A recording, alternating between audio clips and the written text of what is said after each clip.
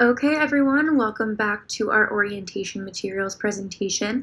This presentation is specifically geared towards first year or freshman students and orientation materials pertinent to them. So if you are a transfer student, you can go ahead and skip this module and go straight onto the transfer orientation materials PowerPoint. So they're both labeled as module 2 in Canvas. So go ahead and just pick the one that pertains to you. But if you are a first year, welcome. This is the presentation for you. We'll go ahead and get started. So first things first, we're going to go over a couple of the global disease biology core courses. This is not a comprehensive list of coursework, that'll be on the next slide, but this is the specifically GDB courses that mostly our students take. So that's going to be starting with the lower division courses, GDB 90, Introduction to Global Disease Biology. You'll take that one probably the first year that you're here. As a first year student, we usually encourage you to take that in spring quarter. SAS 13, Disease and Society. Ideally, some of you will be able to take that this coming fall quarter if there are seats. If not, you'll totally find to take it in winter. If for some weird reason it fills up in both fall and winter and you're not able to take it this year, do not panic. You can definitely take SAS 13 your sophomore year with no issue. We have students do that all the time. Moving on to the upper division global disease biology core courses, we have PMI 129Y, One Health, Human, Animal, and Environmental Interfaces. This is that One Health course that I was talking about in the last PowerPoint, where you kind of learn all things about One Health and how global disease biology plays into those. Next is going to be VME 158, that's Infectious Diseases in Ecology and Conservation. That class is going to be probably taken your junior year after you take the biology series here, as it is a little bit of bio heavy. Forgot to mention PMI 129Y. You can take that anytime between your sophomore and your junior year, so no worries there. That one is offered fall and winter. VME 158 is offered winter and spring, so you probably take that your junior year. GDB 101 is epidemiology, super, super fun class. All of our students have nothing but good things to say about this course. Junior or senior year probably, but I would say more than likely your senior year, and that's going to be offered both fall and winter. Either is totally fine, whatever works best with your schedule. GDB 102, Disease Intervention and Policy. We talked about a little bit about this in our last PowerPoint. This is going to be, your capstone course. You do your term paper there. You meet Dr. Rizzo again, who you have in GDB 90. So this is going to be one of the final classes you take as a global disease biology student. As of right now, that class is only offered in spring, so you're going to take it the last spring that you are here. Moving on to pathogen and disease courses, as you can tell, there's a pretty extensive list of them. You only need to take 2 of these, but I will say that if you take more than 2 of the pathogen disease courses, you can use any extra courses, any extra units towards your restricted electives, which we will go over in a couple PowerPoints. So there's 6 of them. PLP 120 is super popular, Intro to Plant Pathology. PLP 130 is a little newer, but it's awesome. Fungal disease and biology. Mike 162 is general virology, and PMI 128 is biology of animal viruses. You can't take both of those cannot take both of those classes, but you can take either. The reason being is that they're very similar, so we tend to discourage you taking both. I don't think you would even get credit for taking both of those, so pick one if those sound interesting. PMI 127, medical bacteria and fungi. ENT 153, medical entomology. That's by far one of our most popular pathogen disease courses. ENT 156, biology of parasitism, another really popular one. And GDB 103, the microbiome of people, animals, and plants, I would say probably the most popular of our pathogen disease courses. The chances are you won't know which of these you want to take right now, and that is A-okay. You'll probably get a little bit of a better idea after taking PMI 129Y, SAS 13, and maybe even VME 158. Most people will take these courses end of their junior to any time in their senior year, so you have lots of time to figure that out for yourself. Great, so we just went over the global disease biology core required coursework. So now we're going to go over the other required coursework that is still required for the major, but it's not just global disease biology specific. Lower division wise, that's going to be the chemistry 2A, 2B, 2C, which is inorganic chemistry or general chemistry. Probably take that your first year. Next is going to be the organic chemistry series, and it's a little bit weird about this one. You can either take the Chem 8 A and B series, which is the lower division version, or the Chem 118 A and B to fulfill their global disease biology requirements. If you are planning to do pre-health, pre-dental,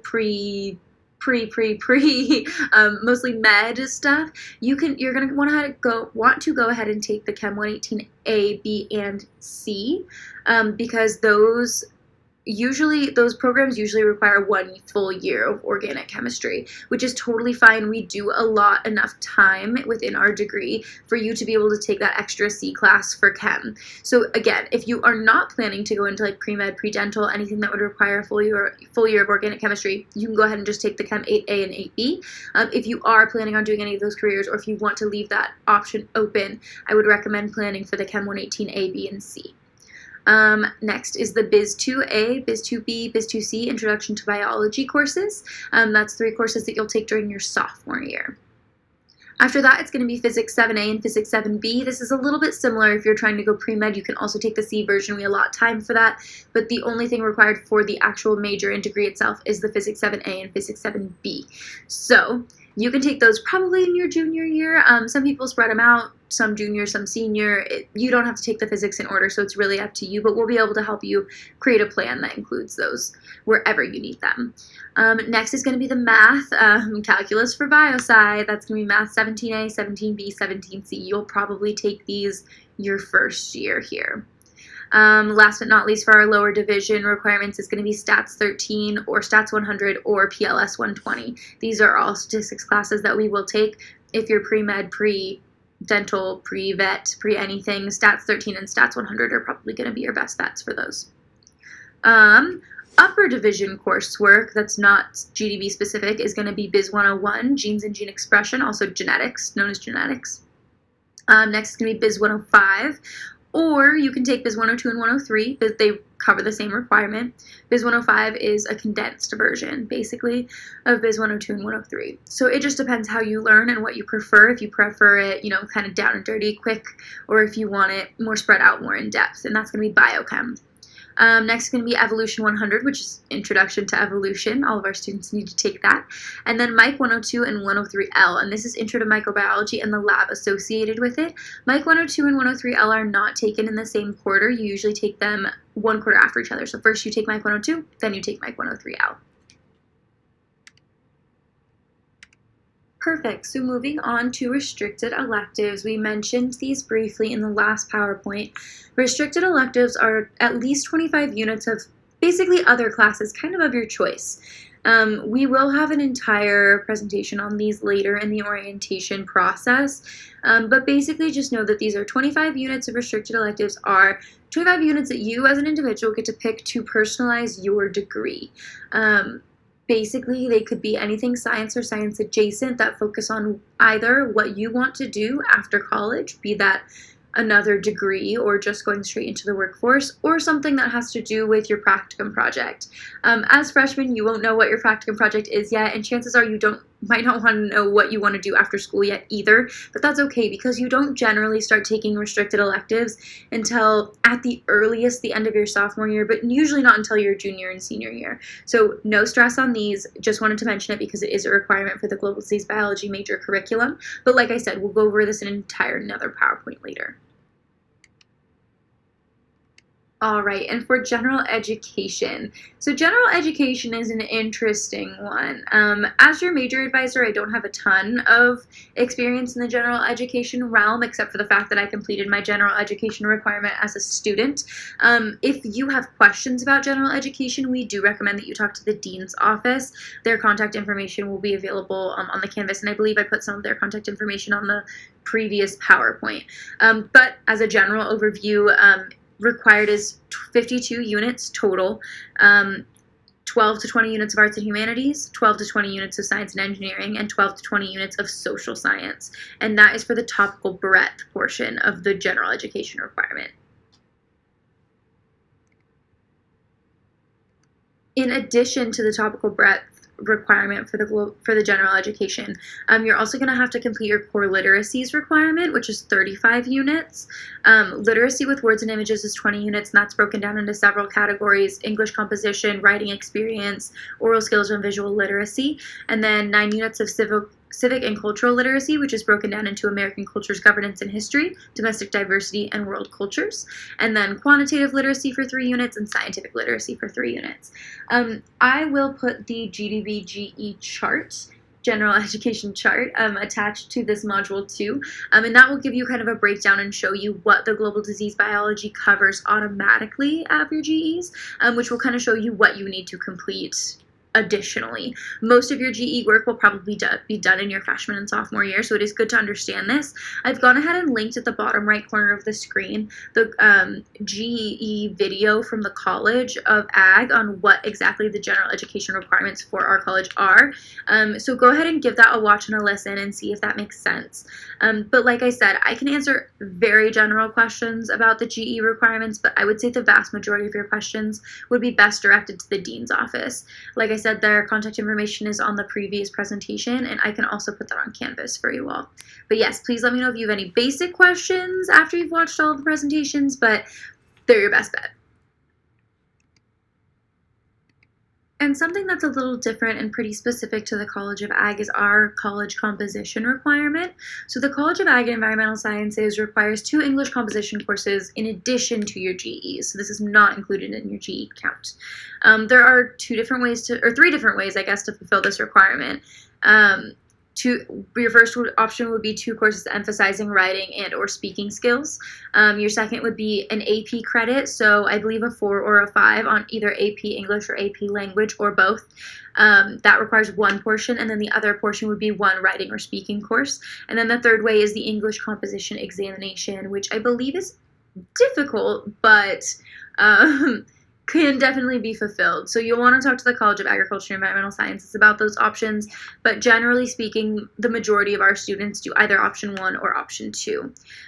Please note, if you need help understanding what specifically you need to do in your specific situation, given your AP scores and your testing, please talk to the dean's office. Placement tests. Okay, so if there was a slide to listen to and pay attention to in this entire presentation, it is this one. Placement tests are mandatory, which means that in order to register for Chem 2A or Math 17A, which are both requirements for the GDB major, you have to have taken the placement tests. I've attached the links to the websites for more information. So for the chemistry specific, most of you will be registering for Chem 2A. Unless you're in the honors program, you may want to consider Chem 2AH, but your honors advisor will go over that with you. So I'm just going to speak to the general GDB student and say that most of you will end up taking Chem 2A. For that, you just need a score of 24 or above. It sounds easy. It's not an easy test. If you've taken chemistry before, you'll probably be fine, but do a little review, take it seriously. Don't just breeze through it like it's going to be super easy. Really pay attention and make sure you're putting your best foot forward, because this determines whether or not you can take Chem 2A in your first quarter. If you don't do well on it the first time, you will have an opportunity to take it again before the beginning of the quarter, but you want to make sure that you can take it before registering for the class. So my recommendation is do your best on your first try at the placement test. Like I said, the link is attached there for more information, test dates. You should be getting emails, but most of you will be taking both Chem 2A and Math 17A this first quarter. If that sounds like it's going to be too much, let us know at your advising appointment, and we can recommend which of the 2 would be better to take first, but most students will end up taking both Chem and Math. For the Math placement test, you're going to need a score of 30 or above with a sub-trigonometry score of 2 or above. So I believe there's like 6 trigonometry questions. You have to get at least 2 of those right, and then an overall score of 30 plus to be placed into Math 17A, which is the major required class for global disease biology. Same thing there. The website is underneath. Take it seriously. Do your best. It is important. I think math is the same, where there are 2 test dates, but you want to try to get in on the first test date so that you can make sure you stay enrolled in the class. Like I said, please be sure to take the test long before it comes time to register for courses, and take those tests seriously, because they determine if you're permitted to enroll in the courses that you need. So make sure you're paying attention to this.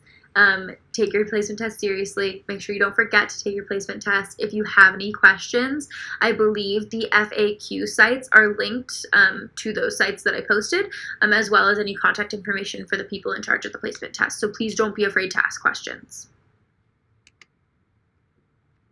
Okay, so sometimes this slide gets a little bit misconstrued, so I just want to dispel a couple of assumptions that students like to make. This first year plan is a standard first year plan as an example. This is not what everyone will take. If your schedule doesn't look like this, that is okay. This is just a general layout of what there's a couple classes you can expect to take in your first year. So, generally speaking, students will take Chem 2A, Chem 2B, Chem 2C, Math 17A, 17B, and 17C, a couple general education classes, probably an English course, either to satisfy your English composition requirement or your ELWR requirement. We'll talk to you about that on an individual level during your advising appointment of if you've satisfied or haven't satisfied your ELWR and where to fit that in. As a freshman, you'll probably take GDB 90 in spring, which is super exciting. And then we encourage a lot of our students to take SAS 13 this first year if they can. Like I said, if not, the sophomore year taking of that class is not a big deal at all.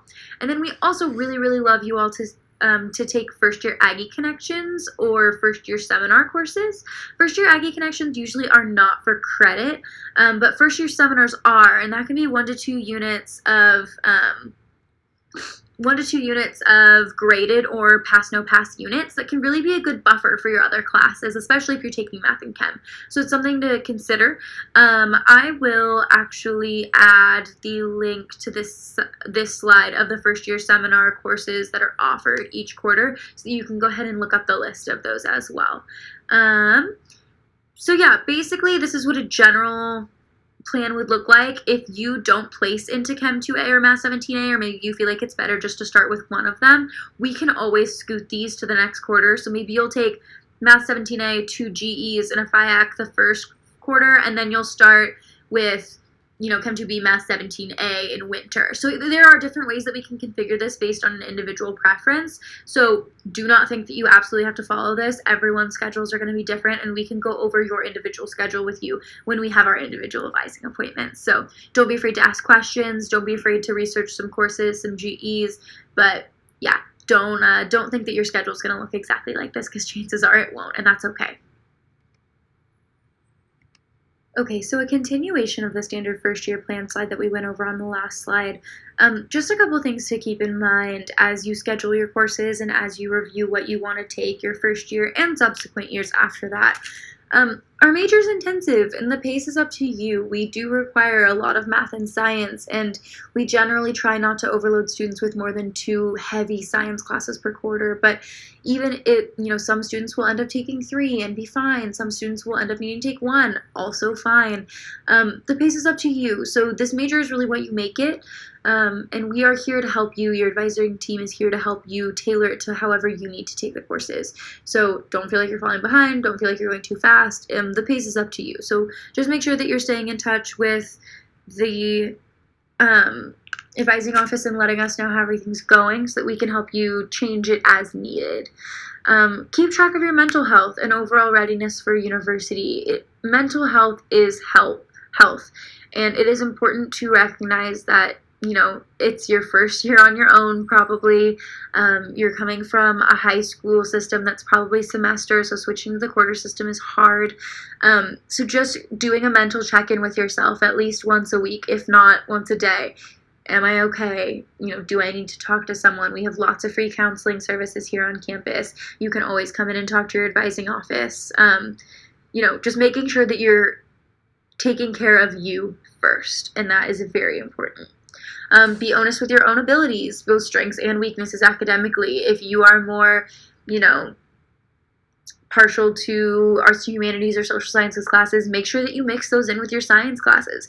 If you're more, inclined to science, make sure that when you're taking those arts and humanities and social science GEs, you give yourself the allotted time that you need, and have some balancing science classes with those. Just knowing yourself and helping your advisors get to know you so that we can help you plan with something that will work best for you. Tutoring is always an option. I absolutely encourage you to go to as much tutoring as physically possible. They have really great math tutors, chemistry tutors, biology tutors. Pretty much any situation or class that you find yourself in, there's a tutor for that. I believe that I will include the tutoring map to your Canvas site so that you can have that, but definitely utilize that as much as possible. And you have a network here to support you. You have our office, the Global Disease Biology Advising Office. You have faculty. You have the Dean's Office advising. You have your instructors for your classes. You have your TAs. You have your friends. You have everyone. So, don't be afraid to reach out for support. That's literally what we are here for and what our jobs are, and we are happy to help and support you. So please just remember that you have a network, you have support, and we are here for you, and to reach out if you have any issues or concerned, or even if you just want to get to know us better. So some good resources and a little bit of honest advice are what's going to be covered in this slide. So some great resources for you as a first year student are housing.ucdavis.edu. That is going to be for all things housing. If you're they have advisors there as well, not necessarily academic or personal advisors. So that's a really great resource. The resident advisors, your RAs, they're full of information. It's their job to support you. They've been you, they've done this. So please take advantage of them as well. AggieCompass.ucdavis.edu is a basic needs center. So anything from food to housing to pretty much anything that would be considered a basic need. They're great, so please check out their website and see what kind of services they offer. Even if you don't need them right now or this year, maybe next year would be helpful when you have to go out on your own and find housing. shcs.ucdavis.edu is the Student Health and Counseling Services website. This is by far one of my most given out resources. Students absolutely love this. It's super helpful. This is both a student health center, so anything health related, and the counseling services, so anything mental health, if you just need to talk about classes, if you just need to get something off your chest. They have remote counseling where you can just log in and do it over the phone. They have phone counseling, they have in-person counseling. Check out their website and kind of explore all of the different options there, because it really is a wonderful, wonderful resource. And then opportunity.ucdavis.edu, kind of just what it sounds. It gives you lots of different opportunities and lots of different resources. A little bit of honest advice and, just some honesty. Living away from home, maybe for the first time is emotional. You might really love the freedom. You might be having a hard time.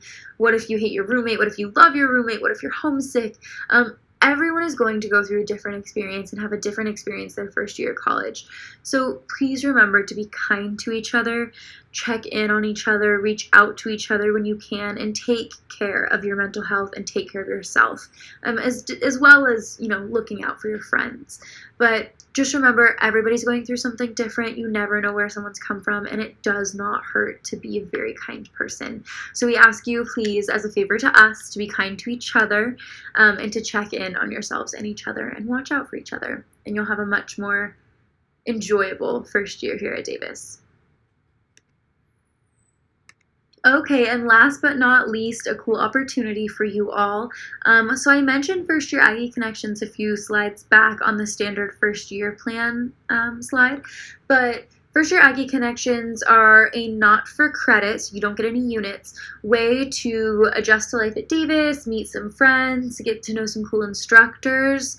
If you're nervous about adjusting to Davis, or finding a research opportunity, or how to build confidence, or just in general, please consider joining any of the First Year Aggie Connections. But specifically, I would encourage you to join our First Year Aggie Connection, which is called You in Research, and this is put on for you by the academic advising team here in the Global Disease Biology Department. We focus on creating opportunities to help you find a lab or research project, because as you know, we do require a practicum project to graduate. So this is to help you get some lab experience so that when you're ready to go look for your practicum project, you have some great things to put on your resume. It's also built for transfer students, so there will be a mix of both freshmen and transfer students, and for the transfer students it will be trying to place them in practicum projects, so you'll get to get a little bit of an in-depth view and an early peek at that as well. We do mock interviews, we learn how to review scientific papers, we do group advising sessions, which are amazingly helpful, we draft emails to professors, and we help create and foster confidence. So this is a cool opportunity that I would encourage you to consider. We do meet once per week. I'll let you know the dates on the Canvas site once we have those all cemented, but it's a cool opportunity. It's an hour a week to kind of help you gain some confidence, get to know the campus, get to know your opportunities, and get to know us as an advising team. So with that, that's the end of this PowerPoint. So please go ahead and review the attached materials on your Canvas site and take the quizzes, and then you can go ahead and move on to Module 3. Thank you so much.